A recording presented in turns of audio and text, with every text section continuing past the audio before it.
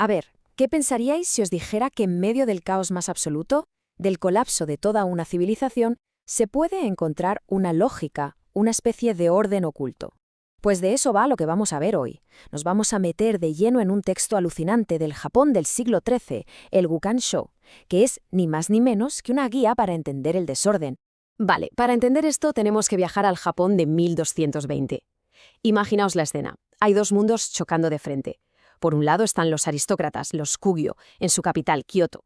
Piensa en alta cultura, en poesía, en rituales súper sofisticados. Y por otro lado, saliendo de las provincias, tenemos a los guerreros, a los samuráis. Y su mundo, claro, no tiene nada que ver. Lo suyo es la violencia, el pragmatismo, el poder puro y duro. Y ojo que para que nos hagamos una idea de la escala de esto, no estamos hablando de un simple cambio de gobierno, ¿eh? Era el fin de una era. La gente de la época, los intelectuales, lo vivieron como un colapso total, como si su mundo entero se estuviera desmoronando. Y por si fuera poco, a todo este caos se sumaba una creencia budista que estaba por todas partes, la idea de que vivían en la era del Mappo. Vamos, el último día de la ley.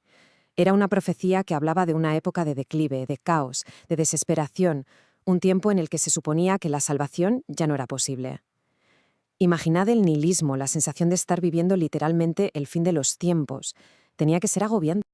Bien, pero ¿quién se pone a escribir en mitad de este apocalipsis? Pues aquí viene lo más interesante de todo. El autor del Gukan-shō no es uno de los que ganan. Es alguien del bando perdedor que está viendo cómo su mundo se hace pedazos y aún así intenta encontrarle un sentido. Se llamaba Hien, y desde luego no era un cualquiera. Pertenecía al clan Fujiwara, o sea, la crème de la aristocracia.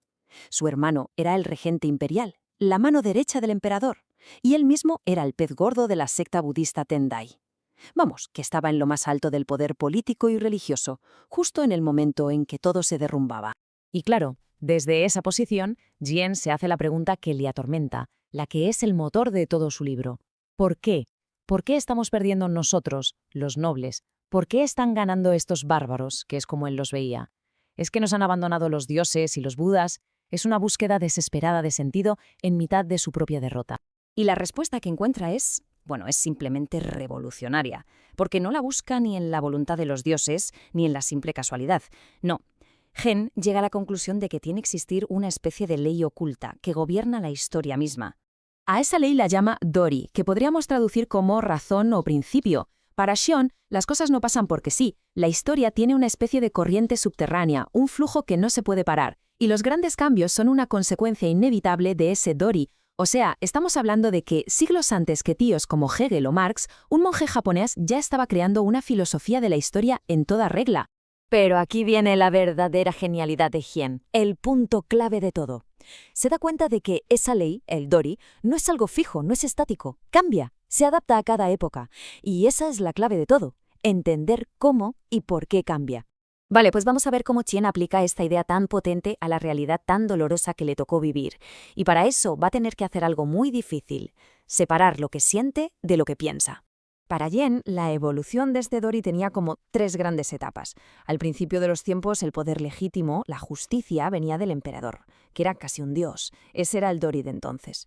Luego el emperador perdió fuelle y el Dori cambió. Ahora lo lógico era que los aristócratas, con su sabiduría, le ayudaran a gobernar. ¿Y ahora? Bueno, ahora los aristócratas tampoco pueden hacer nada, así que el Dori de esta época, concluye Yen, es que los guerreros, con su fuerza militar, pongan orden. Y es aquí donde se ve la increíble honestidad intelectual de este hombre. Es una lucha interna brutal.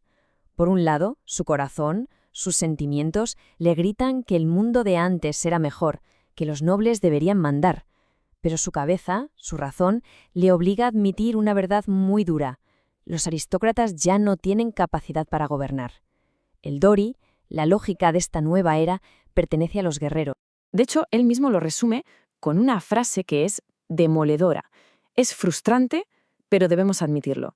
Fíjate, ahí está todo. Reconoce el dolor, la rabia de la derrota, pero se obliga a sí mismo a aceptar la realidad. Es un ejercicio de pragmatismo bestial. Y esto no era una teoría en el aire, ¿eh? Hien lo vio pasar delante de sus narices. Vio cómo los aristócratas abrieron la caja de Pandora, contratando samuráis para sus peleas internas.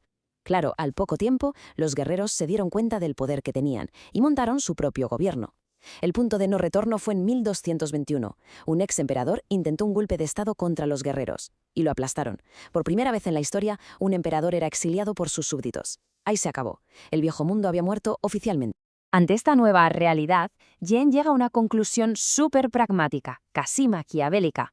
Mira, la cultura aristocrática odiaba la violencia, la sangre, pero Jen dice que para poner orden en este caos, la pureza y los buenos modales ya no sirven. Se necesita la fuerza bruta de los feroces, de los guerreros. Es como usar un veneno para neutralizar otro veneno, un mal necesario. Y lo más increíble es que todo esto, escrito hace 800 años, resuena un montón hoy en día. Porque al final nuestro mundo también está en medio de un cambio brutal y súper acelerado. Entonces, ¿qué lecciones podemos sacar de Jen para nuestros tiempos? Pues primero, analizar el presente con una honestidad fría, separando lo que nos gustaría que pasara de lo que de verdad está pasando. Segundo, adaptarse. Y sobre todo, y esta es la gran advertencia, entender que aferrarse al pasado y actuar como si nada hubiera cambiado solo te lleva a la ruina. Y aquí llega el remate final, la idea más potente de todas.